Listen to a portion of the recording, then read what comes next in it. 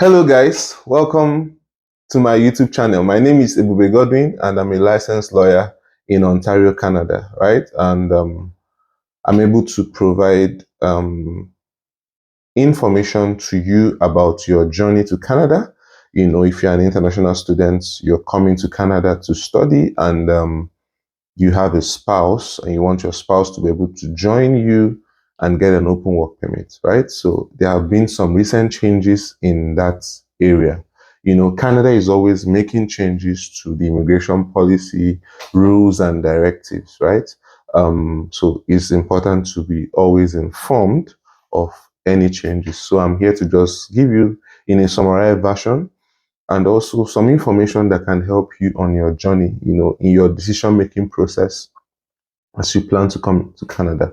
You know, coming to Canada, I usually advise people, you need information. Watch YouTube, ask questions, speak to professionals, you know, and get clarity of information. If possible, speak to people here, speak to people in Canada, you know, and not everybody will give you the right information, but I tell you, if you really dig deep, go to the Canadian government website, read up, speak to licensed professionals like myself, and you will get accurate information and guidance, right? So, starting from April 30, 2024, I think I made a video regarding this, so I can ask you to watch it. But just before I hit the, you know, the main point in this video, I just want to do a little bit of recap. So from April 30, 2024, they removed certain people from being able to have their spouses come with open work permits. Certain spouses of international students can no longer come. If you're studying a college program, you can no longer bring your spouse to Canada starting April 30. So you have to be studying a master's degree or a doctoral degree program to be able to bring your spouse. For your spouse to be able to come with an open work permit, it's clearly written out, master's or doctoral program. There are some other programs that are eligible. These are, you know, professional degree programs. And they have gone ahead to give a clear list of professional degree programs. And I'm going to just read out that list to you. If your spouse is not studying master's or doctorate degree program, you cannot get spousal open work permit. So that means if you're making a decision to come to Canada and you are single, you cannot choose a program that is not eligible. So the list of professional program, the list of professional programs, even though they are not master's or doctorate degree, they can still come, are Doctor of Dental Surgery, Bachelor of Law or Juris Doctor, Doctor of Medicine, Doctor of Optometry, Pharmacy, Doctor of Veterinary Medicine, Bachelor of Science in Nursing, Bachelor of Nursing Science, Bachelor of Nursing, Bachelor of Education, Bachelor of Engineering. So they've made a clear list. If you're not studying any of this, you are not able to get your spouse, and your spouse will have an open work permit. So people have done this in the past. Take a simple program in a college and you bring your spouse, your whole family. That's what has been happening. Well, Canada just decided to cut caps on temporary residents. So they are targeting a situation where we have less temporary residents in Canada. So Canada is just cutting. It's cutting temporary residents. They are cutting the number of international students coming into Canada, putting a cap on it.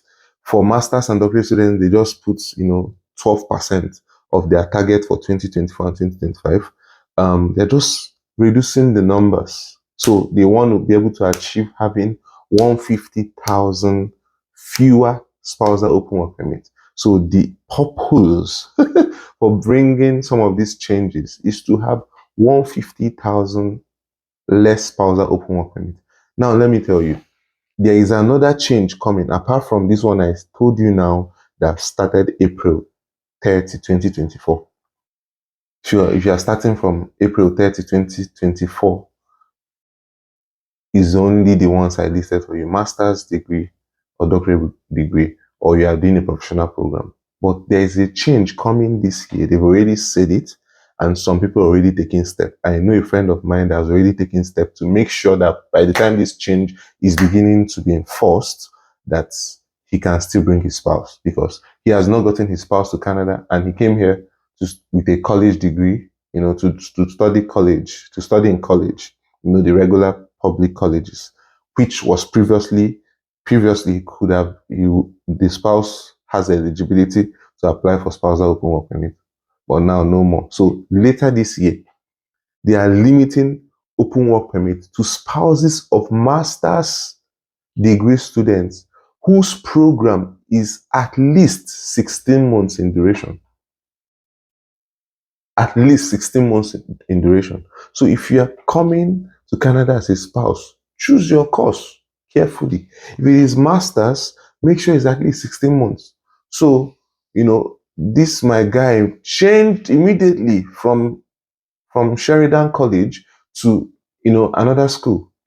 There is a university in Niagara that has at least 16 months program, 16 to 18 months program.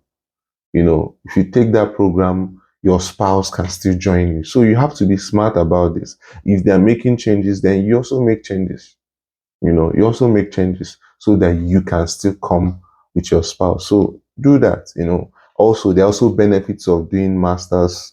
We are not limited to a particular field of study. For you, the student, to get post-graduation work permit, you are not limited, right? And then, you also can get more points by studying a master's degree. You can get more points having a master's degree, in your express entry pool. You can position yourself better to get express, to get permanent residency after school. So see this in the good light, right? You come here to do your master's, you can still get your post-graduation work permit for up to 3 years, right? For studying that amount, 16 months, you can still get your 3 years post-graduation work permit, and your spouse is able to still come and join you here. I know it may be challenging, but that's the situation right now. So don't make any wrong move of taking a program that is not eligible for both post-graduation work permit and spousal work permit, right? So go and watch my previous video. I talked about the changes to the post-graduation work permit eligibility. So you make sure, if you are married, that as you're coming to Canada, that you are able to get post-graduation work permit after school, and that your spouse is eligible for open work permit. So have this important information, Okay, so have this important information. So just as a general information, if you're applying for spousal work permit, right?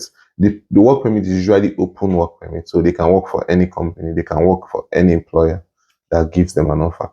Okay, so to do that, you need to provide proof of valid letter of acceptance. You need to prove that you are enrolled in school, so proof of enrollment or letter of acceptance or transcript from the school. But you also need to prove relationship with the spouse. So those are the basic information. Usually they also ask for proof of funds and all the like. So for the upcoming changes, another upcoming change, apart from what I just told you now, is that they are limiting work permit eligibility to certain occupations that there has been shown to be labor shortages. So these are things they are doing to cut down. They put a cap on number of study permits that they are going to give in a year. They put, they remove eligibility of spousal work permits, spousal open work permit for people studying in colleges.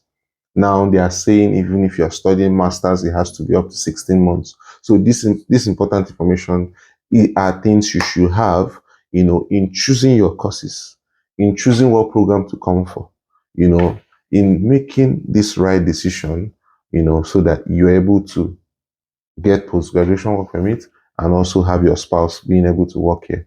Thank you for watching my video today. See you on my next video. Just subscribe, like, and share this information. If you also need personalized advice or contact, feel free to comment in this, in the comment section, or send me an email. I'm going to leave my email here and some useful links as well. See you on my next video. Thank you.